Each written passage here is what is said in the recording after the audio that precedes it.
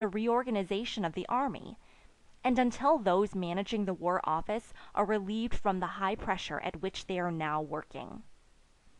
That is a tale that has not been unfolded, and this question is now before the House on party lines. I confess I am unable to support the resolution of the government, but the amendment of the leader of the opposition does not attract me any more. His differences are differences of detail, not of principle. My objections are objections of principle. I hold it is unwise to have no regard to the fact that in this reform we are diverting national resources from their proper channels of development.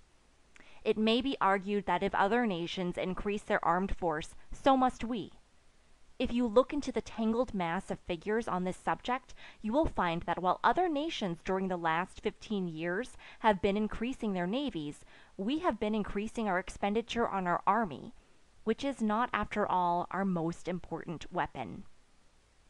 I am pleading the cause of economy first of all, but I have got two strings to my bow, or perhaps I should say 2 barrels to my blunderbuss. Failing economy, let us have wise expenditure. My contention is that we are spending too much money on armaments and so may impair our industries, but that if the money has to be spent, then it would be better to spend it on the fleet than on the army. Of course we must have an army, not only as a training school for our garrisons abroad, but because it would be unhealthy and even immoral for the people of Great Britain to live sleek, timid, and secure, protected by a circle of ironclad ships. It would have been a pleasant task to examine some of the wise and ingenious provisions which the scheme of the Secretary of State for War contains. But I have assumed a more melancholy duty tonight, one, perhaps, which would be more fittingly discharged by some honorable member on the other side of the House. I contend that to spend 30 millions a year on the British Army is an unwise policy, against which the House must protest. Sir, at the last election I placarded Army Reform, as large as anyone. I am pledged to the hilt to Army Reform. But what is Army Reform? I take it to be one of two things. Either it means the same efficiency at a reduced cost, or increased efficiency for the same cost. Perhaps it might mean greatly increased efficiency for a slightly increased cost. But the one thing it certainly does not mean is a larger number of regular soldiers. That is not Army Reform, but Army Increase. In the last 4 years, the present ministers have added no fewer than 57,000 men to the regular standing army. A further increase, disguised in various ways, is contemplated in the present scheme. Sir, it is against this army increase that I protest, first in the interest of economy, secondly in the interest of the fleet. I complain of the increase in regular soldiers, and particularly of the provision of the 3 army corps, which are to be kept ready for expeditionary purposes. I contend that they ought to be reduced by 2 army corps, on the ground that 1 is quite enough to fight savages, and 3 are not enough even to begin to fight Europeans. I hope the House will let me elaborate this. The enormous and varied frontiers of the Empire, and our many points of contact with barbarous peoples, will surely, in the future as in the past, draw us into frequent little wars. Our military system must therefore be adapted for dealing with these minor emergencies smoothly and conveniently. But we must not expect to meet the great civilized powers in this easy fashion. We must not regard war with a modern power as a kind of game in which we may take a hand, and with good luck and good management may play adroitly for an evening and come safe home with our winnings. It is not that, and I rejoice that it cannot be that. A European war cannot be anything but a cruel, heart-rending struggle, which, if we are ever to enjoy the bitter fruits of victory, must demand, perhaps for several years, the whole manhood of the nation, the entire suspension of peaceful industries, and the concentrating to one end of every vital energy in the community. I have frequently been astonished since I have been in this house to hear with what composure and how glibly members and even ministers talk of a European war. I will not expatiate on the horrors of war, but there has been a great change which the House should not omit to notice.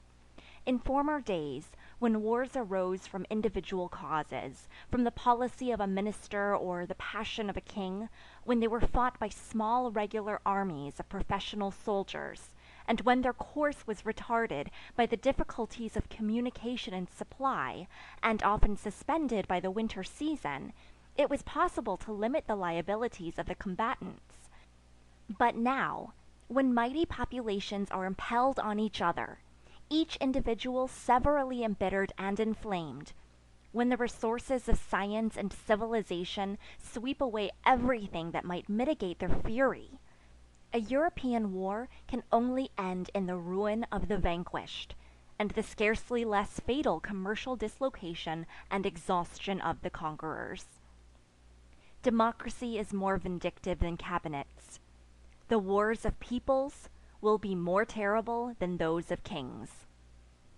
Why then, it may be said, surely we must neglect nothing to make ourselves secure. Let us vote this 30 millions without more ado. If this vast expenditure on the army were going to make us absolutely secure, much though I hate unproductive expenditure, I would not complain. But it will do no such thing. The Secretary for War knows, none better than he, that it will not make us secure, and that if we went to war with any great power, his 3 army corps would scarcely serve as a vanguard. If we are hated, they will not make us loved. They are a broken reed to trust to. If we are in danger, they will not make us safe. They are enough to irritate. They are not enough to overawe. They cannot make us invulnerable, but they may very likely make us venturesome. A prudent man insures his house against fire. We are often told this military expenditure is an insurance premium. Well, there is no doubt about the premium. We are paying that all right. But I would respectfully remind the House that the premium has been put up during the last 5 years, and is in fact so high now that, so far as I can calculate, in order to make our insurance policy a good bargain, we should have to have a war equal to the Boer War every 15 years. But do we get the insurance? In putting our trust in an army, are we not investing in a shaky concern? In a firm that could not meet its obligations when called on? It may be said that it is not a mere question of pounds, shillings, and pence, but that it is a question of the honor and security of the Empire. I do not agree. The honor and security of the British Empire do not depend, and can never depend, on the British Army. The Admiralty is the only office strong enough to ensure the British Empire, and it can only be strong enough to do so because it has hitherto enjoyed the preferential monopoly of the sea. Moreover, the provision of these 3 army corps, ready to embark and attack anybody anywhere, is undoubtedly most provocative to the other powers. No other nation makes, or has ever made, such a provision. And what of its effect on us? It is quite true that foreign nations possess gigantic armies and have lived at peace for 30 years. Foreign nations know what war is. There is scarcely a capital in Europe which has not been taken in the last 100 years.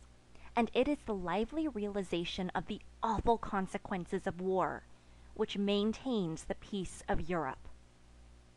We do not know what war is. We have had a glimpse of it in South Africa. Even in miniature it is hideous and appalling. But for all our experience, war to us does not mean what it means to the Frenchman or the German or the Austrian. Are we not arming ourselves with their weapons without being under their restraints? What I fear is that these 3 costly and beautiful army corps, which are to be kept ready almost at a moment's notice, for foreign war will develop in the country, if they need developing, feelings of pride